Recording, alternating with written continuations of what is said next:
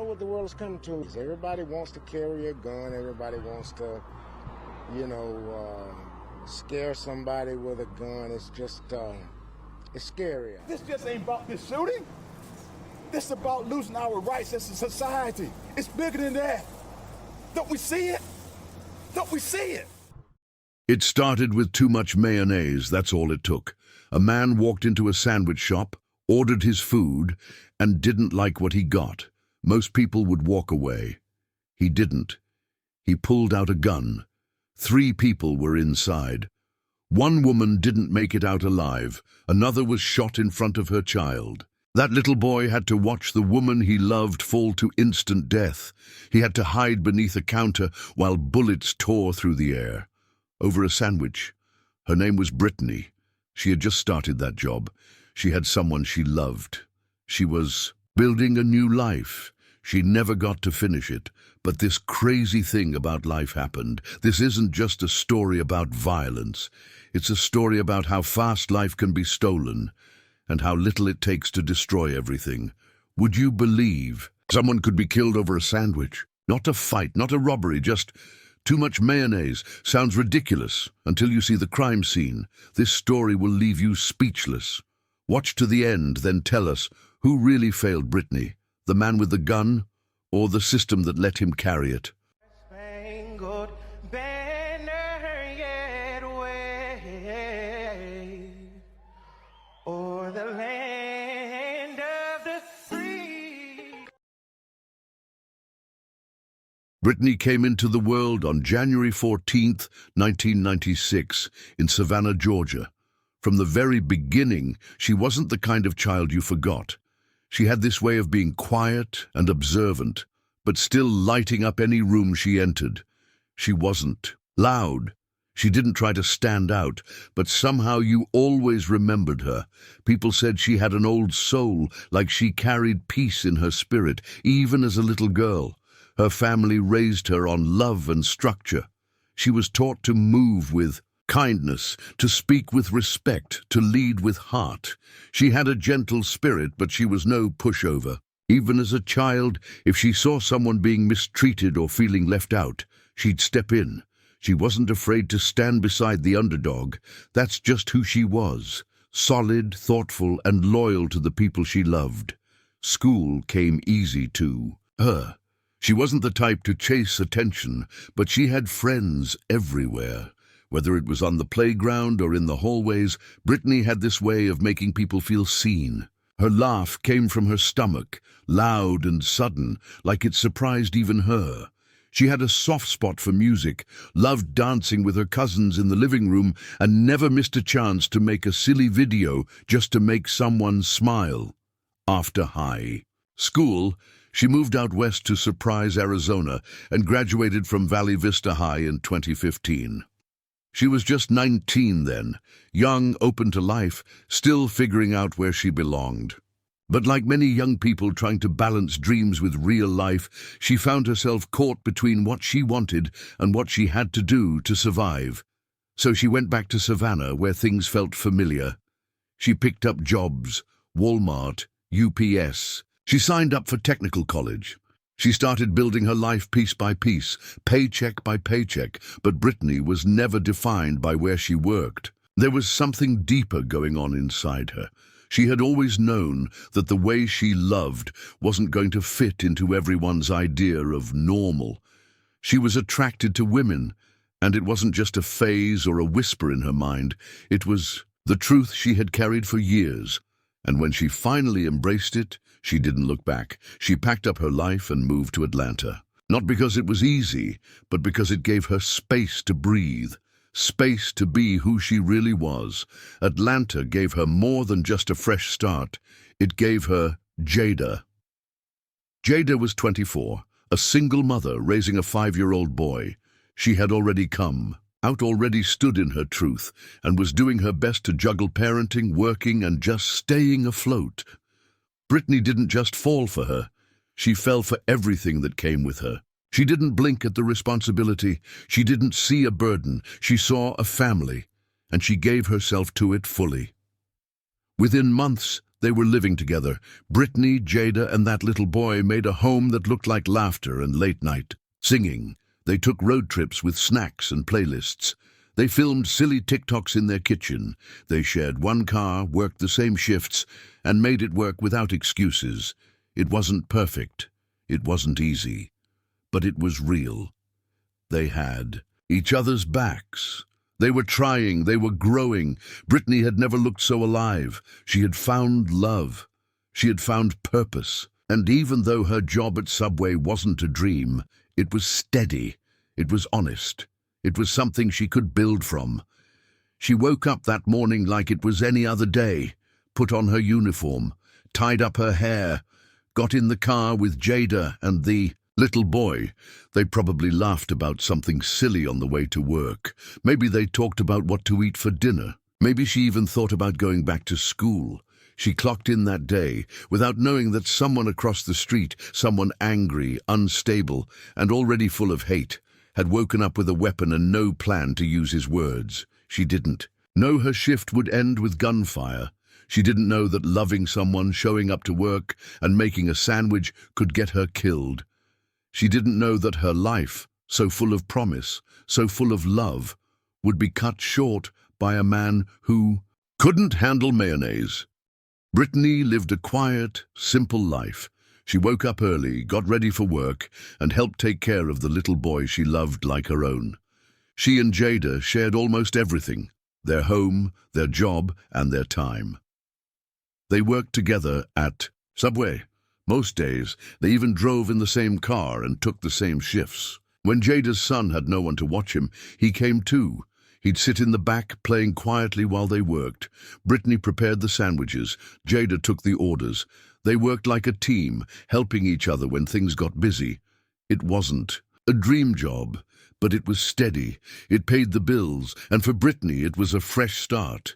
When they weren't working, they spent time together at home. They cooked simple meals, danced around the house, and made short videos on their phones just for fun. Sometimes they went on short road trips. Sometimes they just sat in the living room and talked. They laughed a lot. They were peaceful. They were happy. Brittany talked about going back to school one day. She wanted to do more with her life, but she wasn't in a rush. For now, she was just glad to have a job, a place to stay, and people she loved. Her life wasn't perfect, but it was calm, and it was hers. She had no idea that everything she was building would be taken away in just one moment. Very tragic situation that did not have to occur. What we know is that the suspect came inside the restaurant, ordered a sandwich, and there was something wrong with the sandwich that made him so upset that he decided to take out his anger on two of the employees here. What's more important as well is that the citizen, we had a citizen who contacted us, who gave us some viable information, and who helped lead this investigation in the right direction. As we always say, we can't do it alone. It's oftentimes that we rely on the support of the citizens of Atlanta, and that's what happened yesterday. So kudos to that individual who also that is going to be remain anonymous. But quick actions. Once we get the information, officers from our Zone 5 field investigation team, as well as homicide, descended on the location, and we were able to take the suspect in custody without further incident. And so again, very senseless act that, again, someone armed with a handgun who could not resolve the conflict decided that that was the way to resolve it. And so now we have one female deceased and another female recovering from the injuries. And then also there was a 5-year-old child also in the restaurant. It was a regular Sunday afternoon at the Subway shop in southwest Atlanta. Brittany and Jada were working behind the counter. Jada's 5-year-old son was there too, quietly sitting nearby. A man named Melvin Williams walked in from across the street. He was 36 years old and lived with his mother. He had a long record: burglary, assault, even choking the mother of his child until she passed out. He was out on bond and wasn't supposed to have a gun, but he did. Melvin ordered a sandwich. Nothing was wrong with the price. Nothing was missing. He just thought there was too much mayonnaise. That's what made him angry. Instead of asking politely, Melvin started yelling. He called Brittany names. He cursed. He shouted in front of Jada, in front of her child, and in front of customers. One of the male workers tried to calm him down and asked him to leave. Melvin stepped out, but he came back inside. This time he had a gun. Without warning, he opened fire. He aimed and shot Brittany. He shot Jada, too. Jada pushed her son under the counter just in time. He wasn't hit, but he saw everything. Melvin ran away right after the shooting. The male worker tried to shoot back, but it was too late. Brittany was badly hurt. When the ambulance came, she had no pulse. Jada was rushed to the hospital with gunshot wounds to her back and stomach. She was in critical condition. Her little boy, who had just watched it all, was taken to safety. He would later need trauma counseling. Police arrested Melvin later that day. A citizen had seen him and called it in. When they caught him, he still had the gun. Atlanta Deputy Police Chief Charles Hampton, Jr. called it a senseless act. He said it clearly. This didn't have to happen. A sandwich should never lead to gunfire. But that day, it did, and Brittany didn't make it out alive. Sirens filled the air. Police cars and ambulances rushed to the scene. Yellow tape went up around the subway shop. People stood outside, staring, in silence. Inside, the floor was stained, and the air was still thick with shock. Paramedics worked quickly. They tried to save Brittany, but it was too late. She was already gone. Jada was still alive, but in bad shape. They lifted her onto a stretcher and rushed her to the hospital. Her 5-year-old son was taken out last. He had been hiding under the counter. He didn't speak. He just held on tight to the blanket someone gave him. That same day, police got a tip from a bystander. The man who had done this, Melvin Williams, was spotted nearby. Officers moved in fast. He was arrested without a fight. He still had the gun on him. News of the shooting spread quickly. Reporters showed up. The public couldn't believe it. A woman killed over mayonnaise.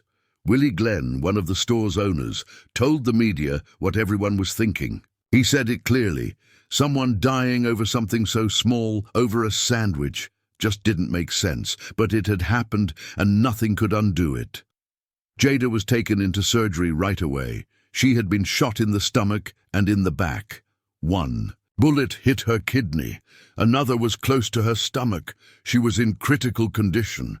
Doctors said it was a miracle she was still alive. She was in the hospital for days, unable to walk, unable to eat, barely able to breathe. Tubes ran through her nose and arms. Machines helped her stay alive. She couldn't move much, but she was awake. And every time she opened her eyes, she asked the same question. Where's Brittany? Her sister, Stephanie Griggs, stayed by her side. She told reporters that Jada had tried to shield her son during the shooting.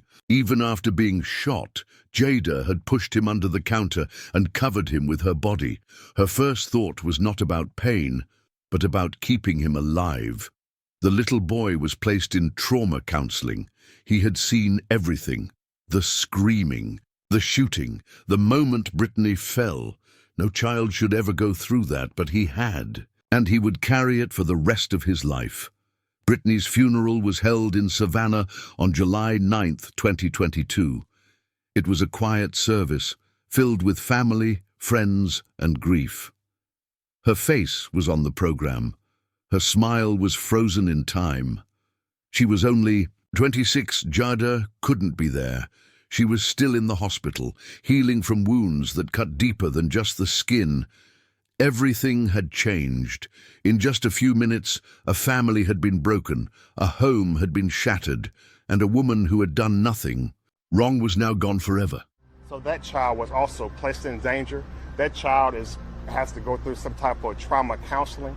So again, this is incidents that we always talk about that did not have to happen, but there's still some residual effects that families are going to have to deal with. Not only the homicide, but this child that's going to have a traumatic incident that they have to deal with. So I'll answer a few questions at this time. Chief, I noticed that you didn't mention the MAYO in your summary. Is that still the case, that he was angry or upset over MAYO on the sandwich? Right. And again, I intentionally did not do it because, again, I want the focus to be on the gun violence. And again, it was something very senseless. Yes, the too much mayo on a sandwich. But again, individual with a gun who decided that that was the course of action to resolve the conflict. So yes, it's a sandwich, but more importantly, someone who failed to resolve a conflict by just walking away, having a conversation to just reorder a sandwich, decided to take actions into his hands.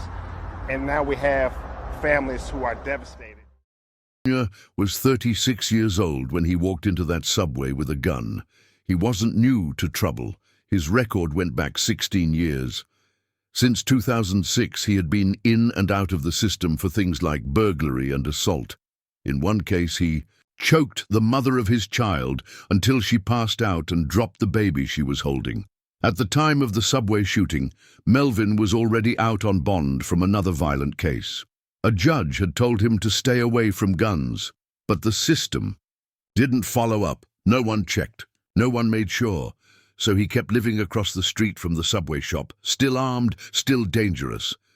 After the shooting, he was charged with murder, aggravated assault, and cruelty to children. A judge denied him bond. That meant he had to stay in jail, but no trial date was set. And even now, years later, the case still hasn't gone to court. People began to ask the question out loud. Why was a man with a long, violent past allowed to walk around with a gun? The system had failed, and someone innocent had paid for it with her life. Brittany's death was not the only one. It was part of something bigger, a pattern that was already growing across the city. In the first half of 2022, Atlanta's homicide numbers rose by 19%. That meant more people were being killed, more families were being torn apart, and more lives were ending over arguments that should have never turned deadly. Many of these shootings started with small problems. A parking space, a rude word, a sandwich. It wasn't about the issue, it was about control, about men who couldn't handle being told no, about people who reached for guns before using their words, and a system that kept letting it happen. Melvin Williams wasn't the first to hurt someone with a gun he shouldn't have had. And sadly, he won't be the last. Unless something changes. What happened to Brittany wasn't rare. It was part of a larger failure. A failure to stop repeat offenders. A failure to protect women. A failure to take gun violence seriously before it's too late. And in the end, it's always families like Brittany's who are left to suffer, all because of a sandwich, all because someone brought a gun into a moment that never needed one. And the question still hangs in the air. How did something so small end this horribly? A young woman did everything right. She worked, she loved, she showed up, and still she didn't make it home.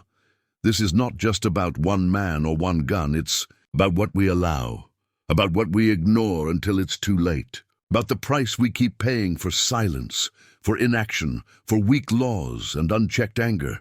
It's time to ask harder questions about guns, about safety, about who gets protected and who gets left behind, because Brittany should still be here.